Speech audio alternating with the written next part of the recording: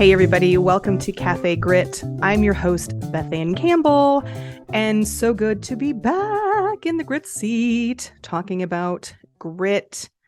Yes, this is going to be my first full-length episode recorded since my last one, which was over a year ago. So if you're coming on fresh, welcome to Cafe Grit, where the moxie is fresh, the passion cold brewed, and everything is served with a heaping side of mojo. For those of you who might have been returning from the old Cafe Grit, know that we are still here talking about corporate bullshit. Oh yes, there is plenty of it. I have dealt with plenty of it in my 23 years in the corporate world. That's not going away. But grit, which for me is moving through anxiety and stress and discomfort and fear to get what you want, to pursue what you want, to always pick yourself back up and fail. And that's okay. Fail and then fail again, but keep moving forward. That's everywhere in life. It's not just work.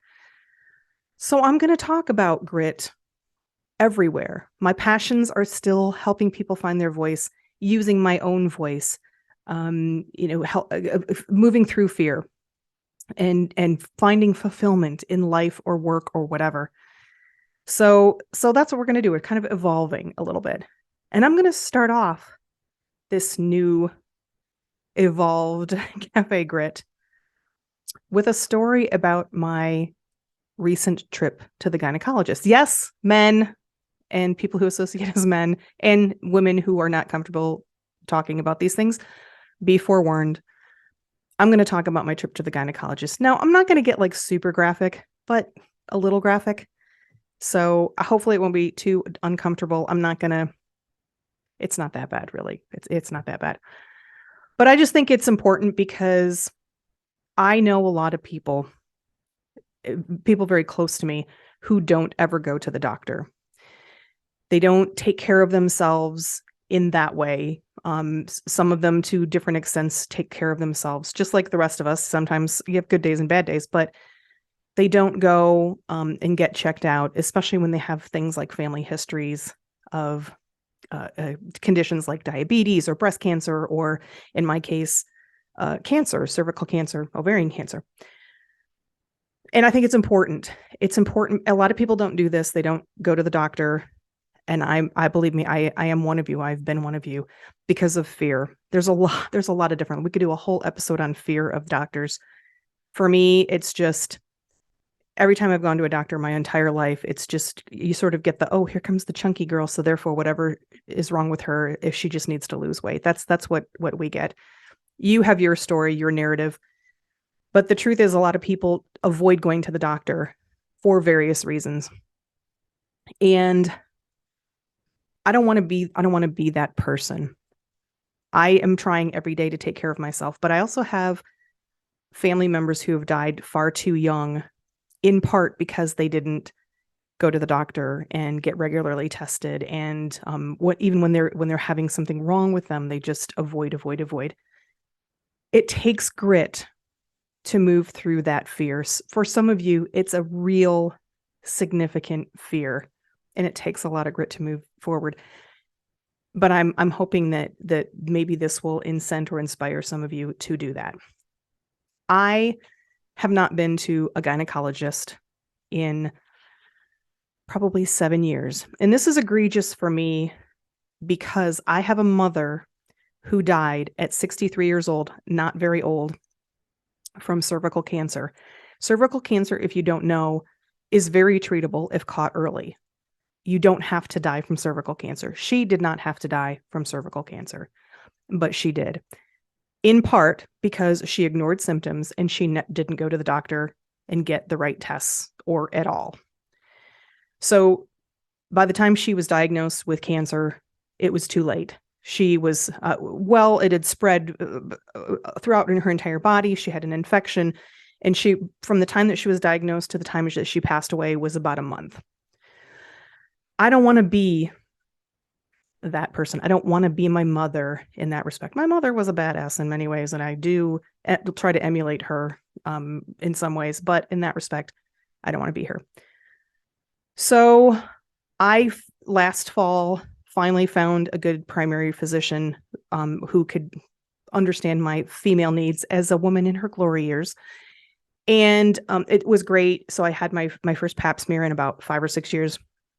Everything was great. Did the mammogram, got all caught up on everything. And then a few weeks ago, a month ago, I just decided I wanted to find out from somebody more specialized about some of the things that I'm going through as a middle-aged woman. Some of the symptoms I'm having, and are they related to hormones, and is there anything I can do about them? So I got a referral from my primary to this wonderful, wonderful woman here in the Shenandoah Valley and made an appointment. And my intent at this point, I will tell you, truth be told, I was not intending, because I had a pap smear in October, which is just 5 months ago. I wasn't intending on getting any kind of examination. I was really looking for information, if I'm being honest, information on, is hormone replacement therapy an option for me? What are the risks? What are the benefits? What's going on with me? Should I even assume that this stuff is menopausal or not? But I ended up in the chair, strapped with the legs up, butt scooted down, naked from the waist down, with an ultrasound machine up my hoo-ha. Yes, folks, I told you it was going to get a little graphic.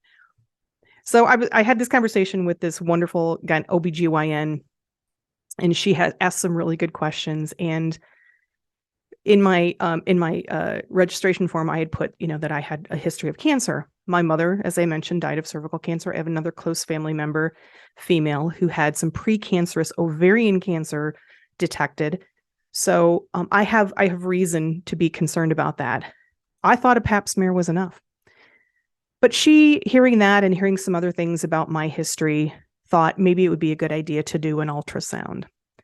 And frankly speaking, as sickening as that was to me, because again, I was not prepared to do a vaginal exam. And ladies, you know what I'm talking about. You wear your nicer underwear.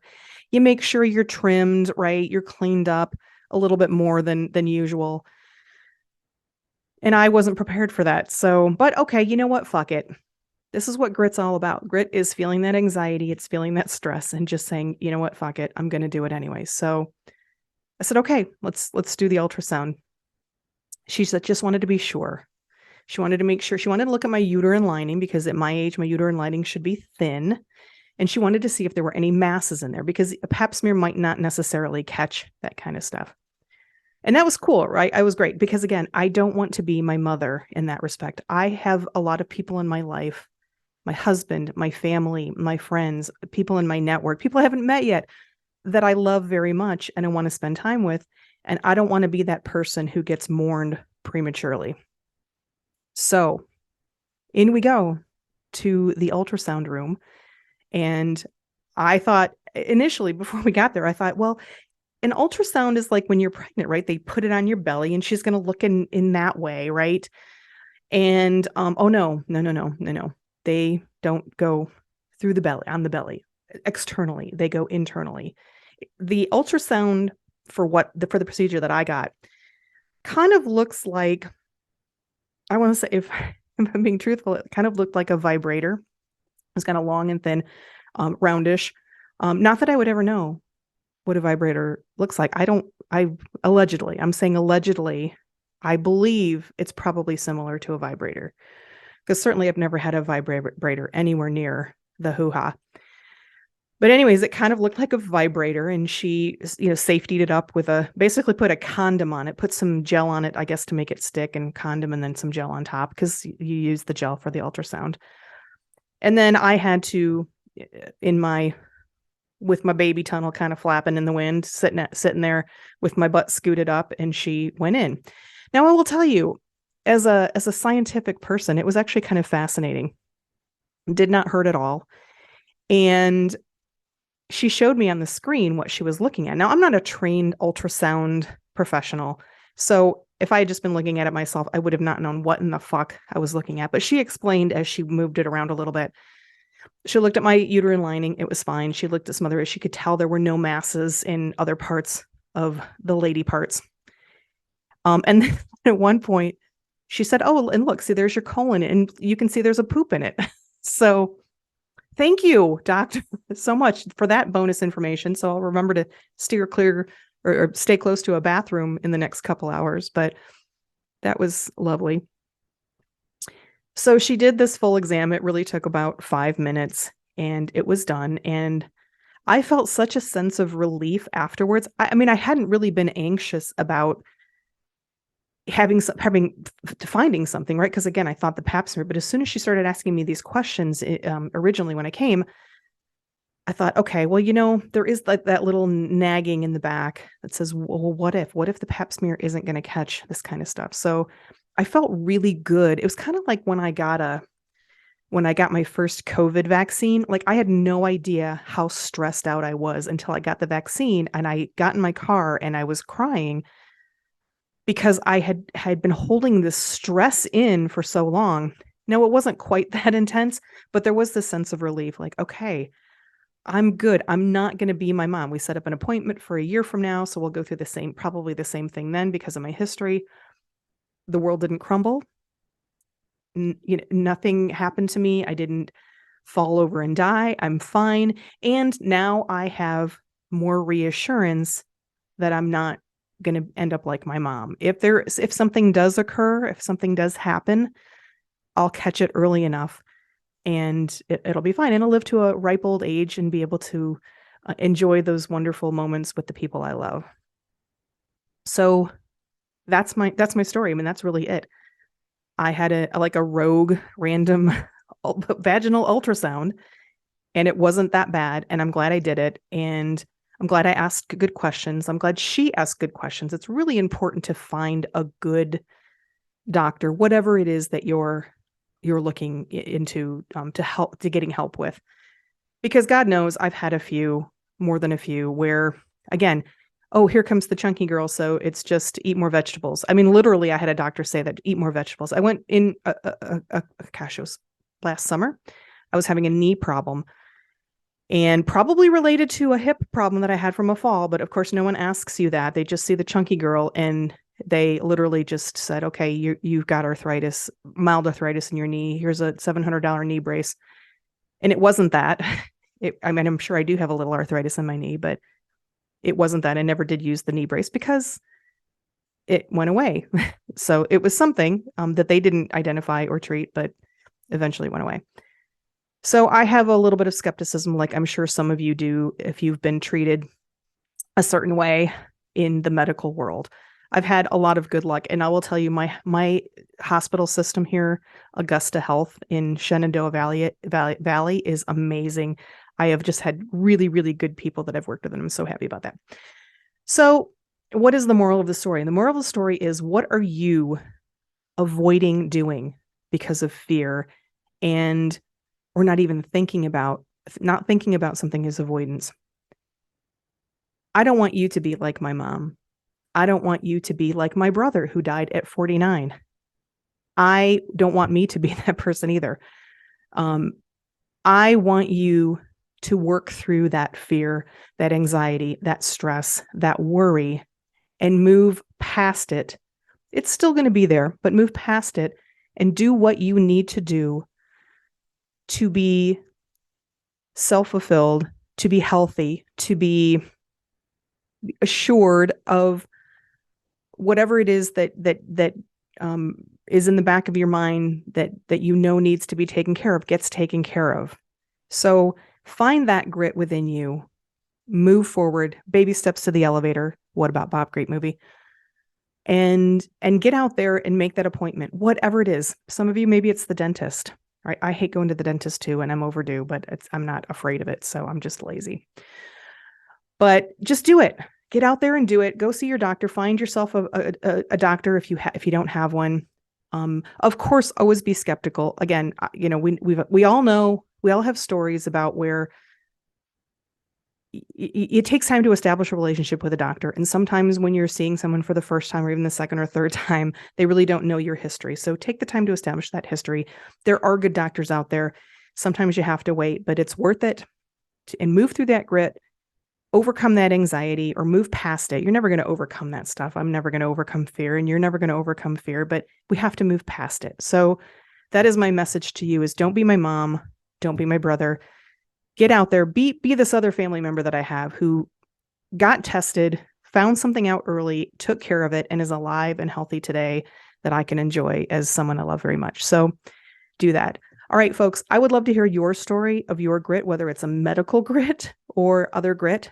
Look me up. Go to my website, BethAnnCampbell.com. That's Ann with an E, Beth Ann Campbell, all strung together with an E at the end of Ann, BethAnnCampbell.com. You'll have all the links to my social media there. I also have a contact form there, a lot of information about my book, Where the Hell's My Bacon, all about corporate bullshit and speaking out and revolting against the corporate bullshit.